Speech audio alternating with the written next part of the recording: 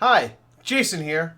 I received a copy of a new two-player managers game designed and published by Ryan Lesser called High Heavens. There you go. I just want to share my thoughts on it with all of you. So the object of High Heavens is either to destroy your opponent's home base. So if you're playing as the Greek gods, which is the one faction, you'll be trying to destroy Asgard. And if you are the Norse gods, you'll be trying to destroy Mount Olympus. The other way you can win, and it's a little bit more difficult, and it does drag the game out a little bit longer, is that you can eliminate an opponent's entire pantheon of 12 gods. Let's take a look. So minus the gods that are out here that I have up, for example, the setup is easy. You will place the marker at 30, which represents the home base's health. Each player will get a deck, their own deck of 24 cards. And the cards are actions and the gods that you will be summoned. You'll draw 5 of those cards into your hand, and then those are the 5 cards you start with. As you can see, there are several different statuses, statuses. We'll go with that. Each god has. It has a health. Movement is how many hexes they can move. Melee powers, how much damage they do. In Baldur's case, the range is how many hexes that they can attack. And then, of course, range power is how much damage. And then each god also has special powers, and they usually cost an action. So, a player usually gets 3 actions, but the first player only gets 2. So whoever the first player is, there's a little action icons. They will put 2 on their side and then 1 on your opponent. So when you take an action, you will just slide it up. So, super simple. The way you keep track of health and the statuses is what I really like about this game. I mean, not only is the tactics great, but you see these chips. And those chips stack under your god, and they sit on there really nice. And they slide really well. I mean, you can see it takes quite a bit. I mean, if you really want to, you can knock it over, but it actually takes quite a bit. So the red is the health. The green, which are a really cool clear green, are poison. So if a god has a poison on there, he will lose 1 health at the beginning of each of that player's turn. The orange are action bonuses. Not action bonuses, excuse me, action power, or attack power, sorry. Attack power, not action. So that will buff up the attack power. The silver are defense bonuses. So that way a god actually has defense, because coming out, they normally don't. And then the black represent either traps if they're placed out on the map, or if they're on top, that means the god is immobilized. Then you also have white ones, which the action cards, some of them will allow you to bring out architectures, and then each ring is the health of that architecture. I believe they are 3. So the cool thing, let's go with these. The cool thing is that there's only a finite supply of chips. And then these are all the Pantheon gods. Or the gods. So the miniatures are pretty good.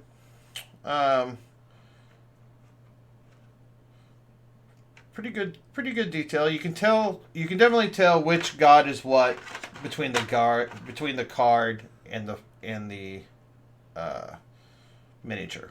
So really easy to grab those.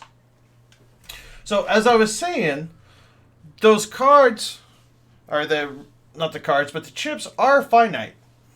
So if you want to bring out a god and he has 14 health, like Kronos there did, and you don't have 14 red chips to put under him, you can't bring him out. So strategically, that makes it so that you can't really turtle because there's only going to be there isn't going to be very many miniatures on the table. Probably about 6 or so. 6 or 7, I think, if I remember correctly, between both parties. So it makes you really have to kind of go out and attack and help eliminate an opponent's god. So that way you can use the chips to hopefully summon in your own before your opponent is able to.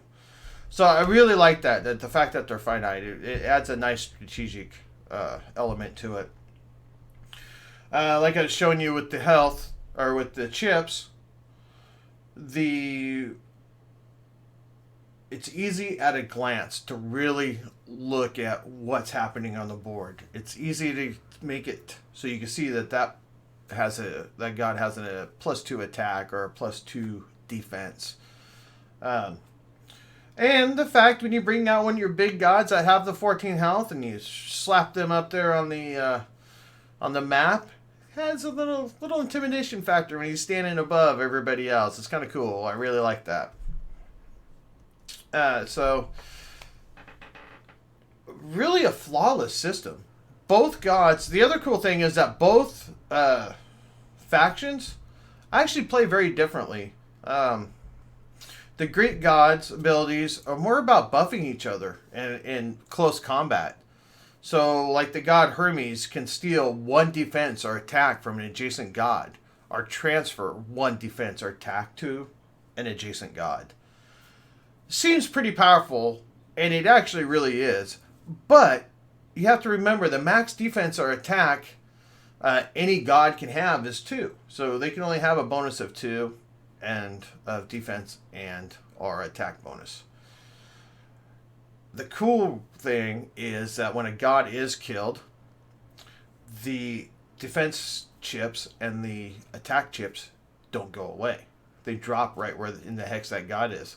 So you or your opponent can take one of your other gods and go over the top of it or land on that space and pick up, as many as they can, up to their limitations. So that's really cool too. I really like that. It makes it really neat. Trying to maneuver, trying to kill within 3 actions, trying to get that final kill so that way you can get those before your opponent can. So, the Norse gods' abilities revolve more around range attacks and comboing gods together. One example is Magnai's power. Gets a +1 added to his range power if Thor is also on the table. So you're trying to manipulate having specific characters on the board with the Norse gods to really get the most bang for your buck. The one thing with the miniatures, they were the softer plastic. So there is a couple that were kind of leaning over. I don't know where he went. But it's an easy fix. Oh, there we go. Kind of leaning over. I haven't got around to fixing them. But you can just kind of get some warm water, dip them in the warm water, and bend them back and let them dry. I think it's on. There's a thing on High Heavens. Ryan Lesser has a thing on the High Heavens website about it. So, first off, I just want to say from the get-go, like I probably haven't figured out by now, is that I really do like this game. It's got a lot of great tactical choices and decisions to make, and the strategy, there is strategy. Either you're going to try to take out, all the gods, or more than likely you're going to try to attack either Mount Olympus or Asgard. That's the easier way, it seems, to win. But the tactical choices and decisions that you have to make, because you can't rush one god out. You got to kind of bring everybody in, or you can rush one god out and hopefully get a couple damage done. And yeah, really neat. Really like it. The fact that gods don't have any kind of a defense when they first come out onto the table makes damage really heavy, really fast. If you do a melee power of 2 or 3, that's taking 2 or 3 health points right off the bat. The other thing is with the range is for line of sight, if you have a character or a god in between two of them, all you have to do is be able to count around him the allotted spaces you need for your range to be able to do the damage. So just because there's a god in between two of you doesn't mean that you necessarily can't attack the god that's farther away. He's just got to be within that range. So makes it a little bit more difficult to attack him, but it isn't impossible like a lot of line of sight. So it's kind of a neat mechanic that's a little bit different for dealing with range and line of sight. The rule book is done very well, and it's only like, a couple pages, like 4 pages. So that's how easy it is to really learn this game.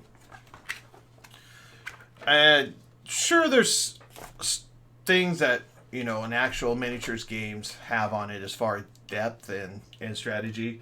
But the nice thing about High Heavens is that a friend comes over and you can just slap it on the table on a whim.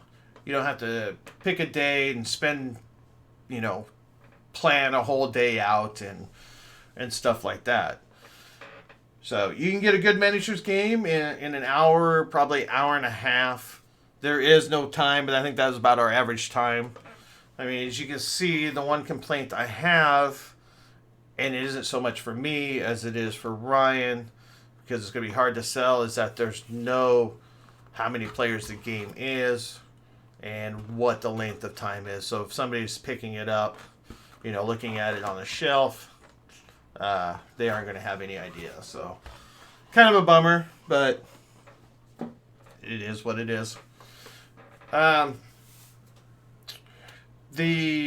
not sure exactly what the MSRP is. I know it was going for about $55 to get it on Kickstarter, so I'm going to guess that it's right in the $60 range. I did get this as a review copy, but I am purchasing the Egyptians faction, which is the Gods faction, which is the new faction that can be added. And really look forward to seeing how those play and how different that faction is from playing these two. So, with all that said, to sum it all up, I just personally recommend picking up High Heavens, especially if you like miniatures games or you want to get a significant other or a friend into miniatures games. This is a great way to do it. Not only will you enjoy it, it has enough meat to it, I think you will enjoy it, but it's almost a gateway miniatures game. Simple as that. And a great one at that with the chip sets. All the components are actually pretty good. I really like the neoprene mat. It makes just flop it on the table and stuff, and it looks cool. So, I think that's pretty much it. If you have any questions or comments, leave it down below. Until next time, have a good one.